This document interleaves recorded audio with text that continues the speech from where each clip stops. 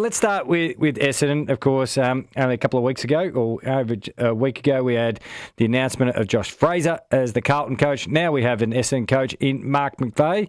Your thoughts from someone who clearly has no skin in the game, just sitting back watching as a media performer. Your thoughts on Mark McVeigh as the next Essendon coach? Well, they've definitely gone through the thorough process, and they've done everything that they said they were going to do. We spoke about it last week. I think the timing was a little bit strange to do it this week, but that's their decision to be able to do that. I think he'll be. He's had a good apprenticeship in terms of his time at both GWS and the Swans, definitely, as well as a decorated playing career. And I wish him all the best. It's going to be a bit of a tough gig to walk into, given where the club's at the moment, and then to be able to walk in and make instant change, I do believe will be quite tough, but got a bit fair road ahead of him, and I do wish him all the best. He seems like a terrific individual.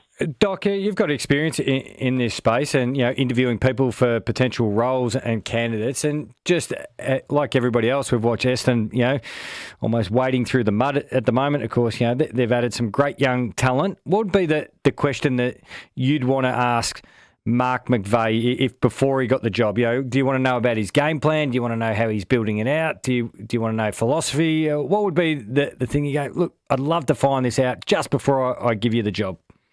Well, I think first and foremost to be about his ability to build relationships with younger players, because that's what the job is. The job for a big part, given the outs that are likely to come, they're going to get younger, more inexperienced, and how does he go in that environment in terms of developing young players, building relationships with young players? That'd be number one, and then probably more the overall thought process about the direction of the club and where he sees the club, where he sees the club moving forward. That'd be the secondary part for me.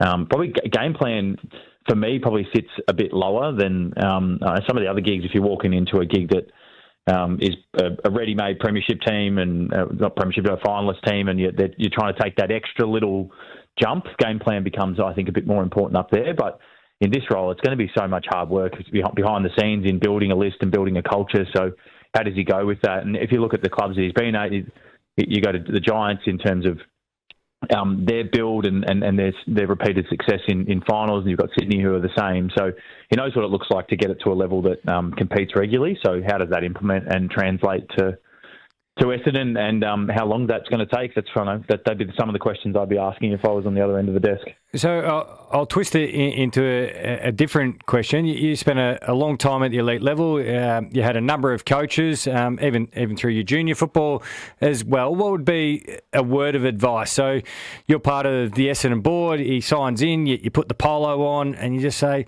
"Hey, I'll just give you my 2 cents worth." What advice would you direct Mark McVeigh's way? I'd be directing him to building relationships with players and spending the time doing that. As I said, the technical side of the game, I think, does come secondary in these roles. The club, for the best part of the whole year, have been battered and bruised in terms of scrutiny from external, scrutiny internal, change of coach. The players largely would have been kind of hoping to get to the end of the year to kind of put this one behind them, become in with a renewed focus and really start building to build those relationships, build that culture that sits in the background. That's where you're going to spend most of your first pre-season. Ultimately, you're not going to be able to turn the thing completely around in one pre-season. I'd be staggered. There's not many coaches that have been able to do that. We're looking at one example of Melbourne have gone from largely right down the bottom, get a new coach and flip culture and game plan in one space pretty quickly. But over the space of many years of teams down the bottom, that doesn't happen that often. So I'd be spending my time in building that connection within the group and bringing everyone together in terms of the whole footy club. I think that's where you spend most of the time, and that's where my advice would go. Let's have a listen to Mark McVeigh on how he's going to help the Bombers improve. So I think the phases of the game, we can't just focus on one. If you look at the numbers, we're sort of bottom of the table in a lot of areas, whether that's offence, defence or contest. So we won't focus on one particular area area. We'll focus on all three. I do want them to be brave. I do want them to play with flair, but we need to fix up our team defence. I've coached team defence for a long period of time, so it'll be a system-based team defence. We'll have a roll offence, but it'll change and look differently, but we've got to go to work on that. Our players will understand that they're going to enjoy their break, which absolutely they should, but they need to come back prepared physically and ready to learn, because the system that we'll put in place, you need to understand. Otherwise, you'll get found out. And when we get all three phases going in the right direction, Essendon will fly. That's pretty clear from the new coach. Doc, just before I ask you from a player's point of view, teaching defence and contest is a great place to start. Most coaches start there because the attack is, if you're going to rank them, is probably the third one that you work on. Yeah, most of the time. I think that the defence just takes a little bit longer to teach, and I think that's kind of where you put your chips in on ground. And to what I said before, a lot of it is built on the connection that sits in the background. It's the trust of your teammates, just as the systematic approach to it and understanding what your role is at any given time on the field. But ultimately, that trust is something that's so built into the best sides from a defensive point of view. So understanding the kind of the scheme that they're trying to run for a better term is one part of it, and that does take time. But the offensive side of the game, you can leave it to kind of third and just live in that, as you said, live in that kind of raw talent, have some really loose rules around what you're supposed to do and where we'd like to go with the ball, but don't overcoach that part of the game. If you get too X's and O's with offense, that kind of starts to strangle players a lot of the time, and you see that across a lot of sides. So sounds like he's got a clear plan in his mind in the way that they want to play. It sounds like they're defensive-minded, but have some flair with the ball and have some brave nature about the way they play. So we'll see how that translates over a pre-season. You're at Carlton when the T train was in full motion. Of course, Brendan Bolton, then Michael Voss. When a new coach comes in or gets announced, what's your first reaction as a player? It depends across the group. There's multi-reactions across everyone. It's kind of when the coach goes out and the coach comes in, these questions you ask yourself about where you sit in the group. I always took a new coach coming in as a new opportunity to prove yourself again, really. The coach comes in most of the time. I haven't met a coach that hasn't come in and said it's not a clean slate when you walk in day one. So from senior players through to the player with their first game on the list, you kind of know coming back pre-season that you're trying to impress someone new and you have to put your best foot forward. So that's what the players will be thinking and understanding that Mark's going to be in there day one, and you basically got your first day of school again in many aspects to be able to kind of impress and mark yourself on the club. But then there's waves across teams about how different players will feel. Some will feel excited, some will feel threatened, some will be anywhere in between that. So I always loved the opportunity to be able to kind of come in and reset a group, understand you're building a new culture under a new individual. Yes, there's parts that you'll carry on from previous years, but you're evolving your footy club, and that's the exciting nature that you get. If you can't read between the lines, if there's an Essendon player driving home from wherever tonight, you'd want to be fit, and that's knowing Mark McVeigh. When I worked with him up at the Giants, he sets the standard himself as a coach. He'd be one of the fittest coaches getting around there, and by the sounds of it, they're getting to work on defence and around the contest. So you might want to come back in good shape to get to work. Hey, a new coach often brings in, a couple of assistants, or they've got a big say on the footy department. You see there's lots of holes to fill at the Bombers. You mentioned building the trust and connection. That's what Mark McVeigh has to do. What else do they have to do from a footy department point of view? Well, I think get aligned across the board, and whether that's Mark bringing his own people or a joint decision between the management within Footy Club. I think they actually need some of their management crew in there as well. The exciting thing for Mark is if he wanted to bring in his own group of people, there's a pretty clean slate. There's in terms of where their footy department sits at the moment. In terms of Jamba Footy, I think they need a new one of those. There's multiple assistant coach roles. So that's actually quite good for an incoming coach because it means you can build a team that you want. Sometimes there's a lag effect of coaches are still in contract across the years, and you can kind of make moves, but you can't make all the moves you want. So that's a positive from Mark's point of view. He'll be able to really bring in a team that he wants around him.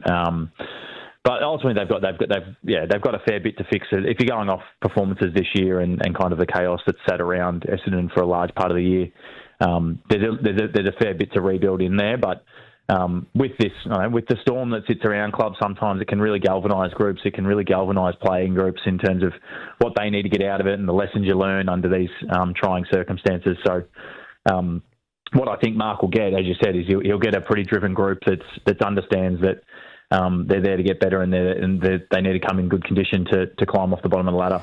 Well, I think the big hope is, can they bring James Hird back into the fold? He was one clearly contending for the senior coaching job. I'll play you first, Andrew Welsh, on James Hird, and then, of course, Mark McVeigh speaking about James Hird. I would love to see James as part of the club going forward. He's such a fantastic football person. I feel there's significant value that James can bring, not just tokenistic, but real value that James can bring to our club, to our playing group. So certainly part of my messaging was that Mark and I want to catch up with him when the time's appropriate. I love James Hird. He's one of my best mates. And it was difficult to go through the process against a good friend. I don't fear those people. I actually embrace how they feel. And I understand it, to be fair. He's been a constant in my life since I was 17 years of age. And we spoke this morning. And the way he spoke to me of how proud of this moment for me, it hasn't broken us. We're still together. But I understand and I embrace the feelings of people that love James Hird, because I do too. Mark McVeigh couldn't have been any more impressive in his press conference, but bringing Hirdy back, of course, huge personality, legend of the Essendon Football Club, clearly wanted the senior coaching gig, went to Mark McVeigh, who won it really impressively well. Bringing James Hird back, is this a good thing from your point of view? Well, I think it's probably a bit more on Hirdy's side, if I'm honest. I think there's part of it, and I've listened to a bit of his stuff over the weekend of him deciding what he wants to do. I think if he really wants another senior coaching gig, then potentially going somewhere else might be more beneficial for him in terms of an assistant role or something within the footy department at another footy club to kind of get outside of Essendon for a bit. I think that could be really positive for him. But equally, as you said, in terms of galvanising the football club, and he's an incredible individual and would add a lot to Essendon if he can find a role there that suits him. But I kind of see either way. I think the kind of decision needs to be made in many aspects about what's James's ambition about what he wants to do. If he wants to senior coach, is that the best decision for him right now, or if it's just pure love for the club and he wants to help in terms of bringing the club back together and getting around the kind of the new era of Essendon, then that can be a really important role that he could play there. And there's a fair amount of humility that sitting behind someone else and going in there. But I think that if it'd be excellent for them if they could get him. I'm pretty high on James's ability and his character to be able to sit at any football club. So anyone that could get him, I think, would be a real get. Merrett, of course, he tried to get to the Hawks last year. A lot of people expect him to try again this year. Mark McVeigh, does he sit down and just really simply, what are you doing, mate? As soon as there's any inkling of doubt, you just go, look, we'll try and get the deal done? Yeah, I think so. I think you sit down and with respect to Zak, he's had a terrific career at Essendon and has captained the club and been through a fair bit with them. I think that conversation is definitely due in terms of where it's at. But for me, and I had the same opinion last year. I think it makes a hell of a lot of sense given where the club's at and the assets that could be brought in off the back of a deal for Zak Merrett. It kind of makes sense for both parties, you think. But obviously, you've got to have that conversation and make sure that that's where his head's at, that's where the club's head's at, and then you can move forward. Let's have a listen to Mark McVeigh on Zak Merrett. Zak and I have just met earlier as I walked in. I've got a huge amount of respect for Zak. He's done so much for the club. You must respect your champions. I'm big on that. Zak and I will sit down at the appropriate time. I think it's really important we understand the players' feelings. It's not just about the club's feelings, it's about his feelings and where he's at. I respect him. I want him to be here, but I'll listen to him as well. He's got a lot to do in a short amount of time, Mark McVeigh. It'll be all hands on deck, and it sounds like that conversation will be pretty upfront and straight to the point. Yeah, you'd think so. And I love the way he's speaking. Everything I'm hearing of Mark McVeigh, I'm very much enjoying. He seems like he's speaking incredibly well and understands the landscape really, really well. Let's turn our attention to a couple of other topics floating around with all the Essendon appointment going on, and of course the Swans scandal happening. The All-Australian team was dropped this week. Any notable absentees or surprises for you, Doc? Well, surprise, probably the 4 Port Adelaide players, given where they finished on the ladder, is one for me. No disrespect to the players themselves in terms of the years. This is the one thing I think it gets lost in a lot of these conversations is we're trying to pick holes through some players that have played some incredible years individually, and I'm probably more just the All-Australian team. If you're a bottom sort of team, you're kind of lucky to have one in the squad at the best of times, and you give respect to the teams that are up the top of the ladder that have guys playing significant roles that are still playing really good footy. So he's probably one. I thought probably Sheasel is probably the most stiff in my eyes. Again, from the same argument, LDU's in there, and can you have 2 from North Melbourne? But he's probably from a statistical point of view, is probably one of the more stiff guys. Walshy probably is another one in that bucket, but ultimately, as I said, you're fighting over a lot of guys that have had incredible years, and trying to fit them all into one squad is a difficult proposition. Yeah, it's a pretty fair assessment. Bill's been waiting patiently on the line. Good evening, Bill. G'day, Jimmy. How you going, champ? Good, thanks, mate. Hey, Jimmy, we can send a mosquito to the moon, mate, but this afternoon or this morning we couldn't hear one journalist's question with Mark McVeigh. My goodness gracious me, Jimmy. I thought, the coach's part was bad on Friday or Saturday night or Thursday night. That was embarrassing this morning, mate. My goodness. Oh, I'm with you, Bill. It's comical now, and everyone's been screaming at it in the post-match presses or the midweek ones. Surely we're not that hard up for cash as an AFL industry where we can't have one microphone. If they can do it on Oprah Winfrey or any other talk show where the person just walks up, gives the mic and says, "Hi, I'm such and such journo from Channel 7 or Channel 9 or The Age or the Herald Sun. Mark, this is my question." Fair dinkum. We've been crying about it for a couple of years. Just get it done. Bill, take a couple of bowls of Debortlin. You've taken a bit of my heart as well. I am on that hill with you as well. Bruce Heaver's call of Blake Acres' goal versus Melbourne in the 2023 semi-final where the place just erupted. I'm going to play it for you again. He kicks immediately. He kicks to Hollands, who marks defensive side of the centre circle. Out wide to Docherty. McVeigh overcommitted. Docherty marked. Took a bounce. Close to 60. To full forward. Bakers. Has he kicked it? He has. Carlton a point in front. Carlton a point in front. Pandemonium at the MCG. Blake Acres. He kicked the sealer last week. And he's put Carlton in front with 56 seconds remaining. Coronaries happening everywhere at the Melbourne Cricket Ground.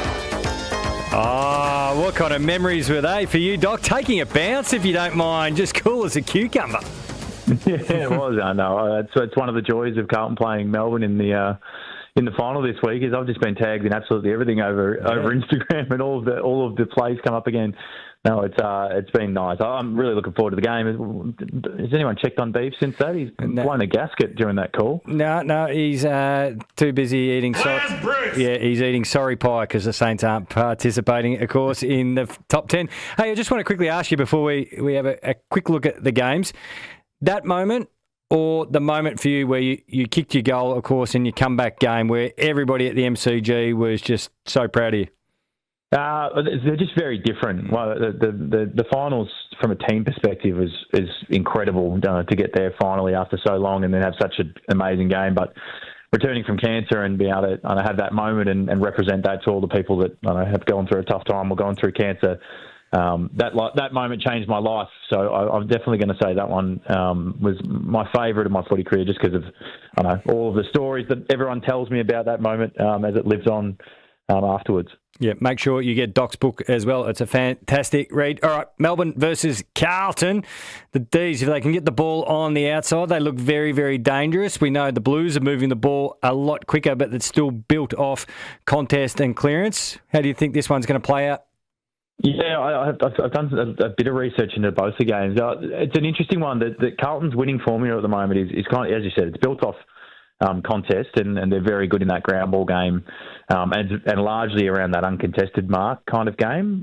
That's what the Fraser's brought in. That's what they've brought into as a footy team, a very simplistic version of it. But so when they're winning games of football, that's what it looks like. When Melbourne lose game of football, they lose the ground ball and have close to the same amount of marks. So they're negative 33 marks a game versus Carlton's plus 33 marks a game. So Carlton's best footy is actually built to beat the D's. So a match from a Blues perspective that is looking pretty good. But equally on the other side, when the Blues do lose, they get beaten in the contest, and Melbourne have the ability to do that. They've got the bodies to be able to do it. They've got Max Gawn, so there's going to be a huge focus on that inside battle for the game. But if the Blues are able to get their uncontested marks game, I think they really challenge the D's on the weekend. How would Carlton play, or how should Carlton play Kozzie Pickett? Is it someone on him at stoppage? Is it head-to-head? Do they actually have someone that could at least nullify him to some degree? I think he's one of those ones you probably put a watch on. I don't think you put someone on him straight away. He does have the ability to really rip a game apart. So they've got people to be able to play that role. George Hewitt, from an inside perspective, would be the one to be able to kind of body him up and make his life tough inside. If he goes on the outside or goes forward, then Lockie Cowan kind of has played that role, playing on those dangerous smalls. So they've definitely got people equipped with the skills to be able to do it if required.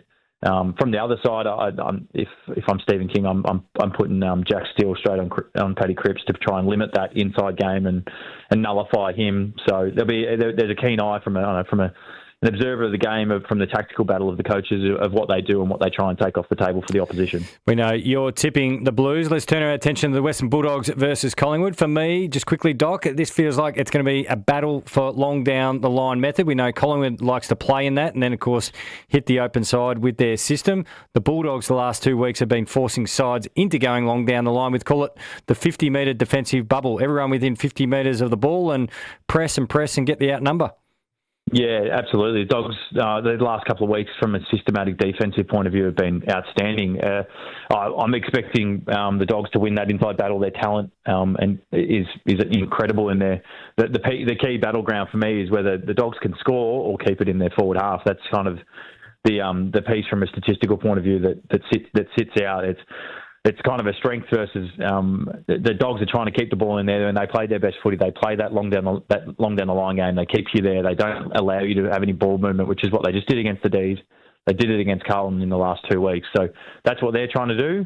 Equally, the Pies for most of the year have been just that ability to be able to get out of D50 and score from D50. They've played that. They haven't had to win contests. They've played in that transition moment. So it's going to be a real watch on whether the D's can slow them down and pin them there. If they can do that, then the Dogs win the game of footy. But if they can't do that, then it plays into Collingwood's transition game. If you had to tip one today on a Tuesday without seeing the full sides being rolled out, who are you going for?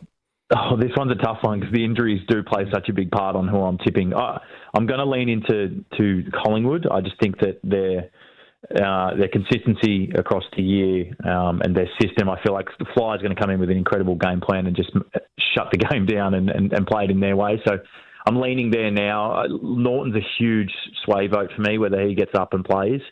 If he can be there and compete and play well, then that goes a long way for the Dogs win the game. So I'll be keeping a keen eye on the teams on Thursday night. One last one before we let you go, because we had some breaking news come to hand. GWS have farewelled Jesse Hogan. They didn't even offer him a contract. He joins Jake Stringer, who's leaving. And like a lot of people are tipping, the fact that we haven't heard anything from Toby Green is probably pointing to him departing as well. Big change at the Giants? Yeah, it seems like they're going into a bit of a transition period, and I've been nervous for the team that really has to rebuild through this Tassie period. I'm just worried for whoever has to do it, and it seems like the Giants are kind of trying to get in there now and try and make a couple of moves before the Tassie comes in officially. So interested to see what other moves they make. As you said, that's half their forward line just there. So 3 of the starting 6 players for them won't be there next year. They do have some young talent up there and some good young forwards. So it makes sense. There'd be a whole host of teams lining up for Jesse Hogan's signature, I would have thought. A key forward that kick 60 goals in a year that can aid your team pretty quickly. So there'll be a few there. Actually, I lied. Last one before we let you go. Laura Spurway called me a conspiracy theorist that when I said the Zak Butters deal, it'll go down to the wire. It'll be in the last half hour of the last day of trade week. Yeah, these deals get done and they just love to hold off just to build the hype and suspense. Between day 1 and day 10, when do you think the Zak Butters deal will be announced? Yeah, I reckon it's day 10. Yeah. Well, the fact that we don't really know, and it seems like there's going to be a fair sort of. The hard thing with it is because there'll be the free agency period to lodge with the team, then they're likely to match and then it goes into the trade. So then it's how long how long that takes to get the trade and the best value. It's going to be a huge haul of picks and some plays or whatnot, depending on what team. So that's going to take a long period of time. And I think, if you're the AFL, I think they're probably saying, hey, this one can be announced on the last day when we've got the cameras on. Yeah, they'd love the old gag. No one's talking over the weekend because we all shut it down for the weekend and players haven't been spoken to. Yeah, we've got these things called mobile phones these days. They're extraordinary contraptions. Should try one time. Anyway, that's my 2 cents worth. Love chatting as always, Doc. Thanks, Jim. I'll see you next week.